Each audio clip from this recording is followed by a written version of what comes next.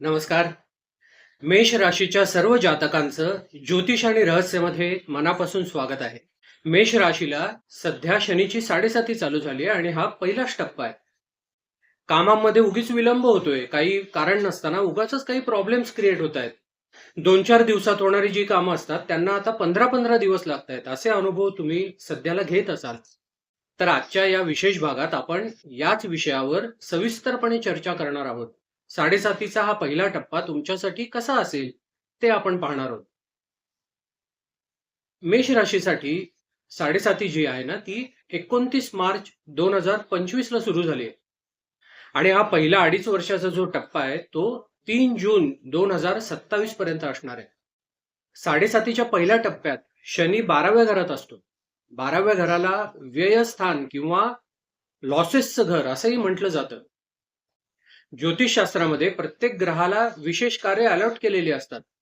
तर मेष राशीच्या व्यक्तींसाठी शनिदेवाचं कार्य काय असतं, तर मेष राशीच्या कुंडलीमध्ये शनिदेव हा 10व्या आणि 11व्या घराचा स्वामी असतो. 10वं घर म्हणजे तुमचं कार्यस्थान, तुमचं जॉब अँड करिअर, तुमचं प्रोफेशन, आणि 11वं घर म्हणजे लाभस्थान, तुमच्या कामातून जो लाभ मिळतो ते म्हणजे तुमचं 11वं घर. तर ही दोन घरं जी आहेत ना ती शनीला अलॉट केलेली आहेत, म्हणजेच कर्माचं घर आणि लाभाचं घर. म्हणूनच शनिदेव हा मेष राशीच्या व्यक्तींसाठी कर्मेश आणि लाभेश असतो असं म्हटलं जातं. तर असा हा कर्मेश आणि लाभेश कुठे आहे सध्या, तर व्ययस्थानात म्हणजेच लॉसेसच्या घरात आहे. मग आता काय होईल, तर तुमच्या कार्यक्षेत्रात लॉस आणि कामातून मिळणाऱ्या लाभांमध्ये पण लॉस. मेहनत तर तुम्ही खूप करताय पण योग्य ते रिटर्न्स न मिळणं, तुमच्या कामाचं योग्य ते अप्रिसिएशन न मिळणं, कामात खूप धावपळ होणं, कामं न होणं, अशा स्थिती निर्माण होऊ शकतात. आणि त्यामुळेच थोडंसं फ्रस्ट्रेशन तुम्हाला येऊ शकतं. हे अगदी स्वाभाविक आहे, नॅचरल आहे. त्याचबरोबर शनी जेव्हा 12व्या भावात असतो ना तेव्हा त्याची तिसरी दृष्टी ही तुमच्या सेकंड हाऊसवर असते, दुसऱ्या स्थानावर, ज्याला धनस्थान असंही म्हटलं जातं. आणि त्याचबरोबर ते आपल्या कुटुंबाचं आणि आपल्या वाणीचंही स्थान असतं. तर या सगळ्या स्थितीमध्ये तुमच्या आयुष्यात कशा प्रकारच्या समस्या येऊ शकतात, तर कामाच्या ठिकाणी विलंब होणं, कामं रखडणं, विनाकारण काही गरज नसताना इश्यूज क्रिएट होणं, बदली होणं, ट्रान्सफर होणं, तुम्ही केलेल्या कामाचं तुम्हाला योग्य ते अप्रिसिएशन न मिळणं, प्रमोशन किंवा इन्क्रीमेंट होल्डवर जाणं, कॅश फ्लो मध्ये अडथळे येणं, खर्च जास्त होणं, लॉस होणं, कुटुंबात छोट्या छोट्या गोष्टींवरनं वाद निर्माण होणं, भांडणं होणं, कम्युनिकेशन गॅपमुळे गैरसमज निर्माण होणं, अशा प्रकारचे अनुभव तुम्हाला या काळात येऊ शकतात. अशा परिस्थितीत तुमच्याकडनं काय अपेक्षित आहे किंवा तुम्ही काय करू शकता, तर सगळ्यात महत्वाचं म्हणजे संयम आणि पेशन्स. शिस्त आणि प्रामाणिकपणा हेच शनीला आपल्याकडनं अपेक्षित असतं.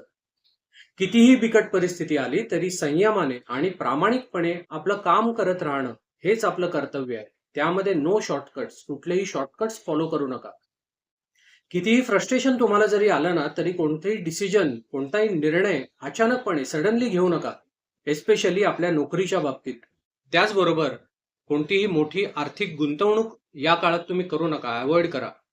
किंवा जर करायचीच असेल तर सर्व कागदपत्र व्यवस्थित तपासून घ्या, त्याशिवाय सह्या करू नका. आपल्या बजेटचं व्यवस्थित प्लॅनिंग करा. 3 जून 2027 नंतर शनिदेव राशी परिवर्तन करणार आहेत आणि मेष राशीत प्रवेश करतील. तेव्हा मग तुमचे आर्थिक मार्ग, तुमचे फायनान्शियल प्रॉब्लेम्स हळूहळू दूर व्हायला सुरुवात होतील. आपल्याला जर अगोदरच माहिती असेल ना की असे असे प्रॉब्लेम आता या काळात आपल्याला येऊ शकतात, काही समस्या येऊ शकतात, की मग त्याचा आपल्याला जास्त त्रास होत नाही. आहे ती परिस्थिती ऍक्सेप्ट करायला शिका आणि कुठलेही नकारात्मक विचार आपल्या मनात येऊ देऊ नका. या काळामध्ये शनीची ऊर्जा बॅलन्स करण्यासाठी आणि शनिदेवाचा नकारात्मक प्रभाव कमी करण्यासाठी तुम्हाला काय करता येईल, तर सगळ्यात प्रभावी उपाय जो सांगितलेला आहे ना तो म्हणजे शनिवारचं व्रत. व्रत म्हणजे काय, तर व्रत म्हणजे उपवास नाहीये, तर शनिवारी सकाळी लवकर उठायचं, आपली आंघोळ वगैरे सगळं आवरायचं आणि ओम शम शनेश्चराय नमः या शनिदेवाच्या मंत्राचा किमान 108 वेळा जाप करायचा. तो झाल्यानंतर आपल्या आजूबाजूचा संपूर्ण परिसर झाडून पुसून स्वच्छ करायचा. तुमच्या कामाचं जे ठिकाण असेल, जिथे तुम्ही काम करायला बसताय, तिकडची संपूर्ण जागा साफ करायची, स्वच्छ ठेवायची. नंतर संपूर्ण दिवस कोणावर रागवायचं नाही, चिडायचं नाही आणि भांडणं करायची नाहीत. आणि सगळ्यात महत्वाचं म्हणजे संपूर्ण दिवस कोणाशीही खोटं बोलायचं नाही. नंतर संध्याकाळी तुम्ही शनिदेवाच्या मंदिरात जाऊन शनीचं दर्शन घेऊ शकता. That's it. तर ही जी संपूर्ण क्रिया आहे ना, याला शनिवारचं व्रत असं म्हटलं जातं. हे जर तुम्ही प्रामाणिकपणे केलत ना, तर शनीचा कुठलाही दुष्परिणाम तुमच्यावर होणार नाही. अजून एक दुसरा उपाय म्हणजे तुम्ही हनुमानाची उपासना करू शकता. दररोज हनुमान चालिसाचा पाठ करा. त्यामुळे शनीची ऊर्जा बॅलन्स होईल आणि कुठलाही नकारात्मक प्रभाव तुम्हाला जाणवणार नाही.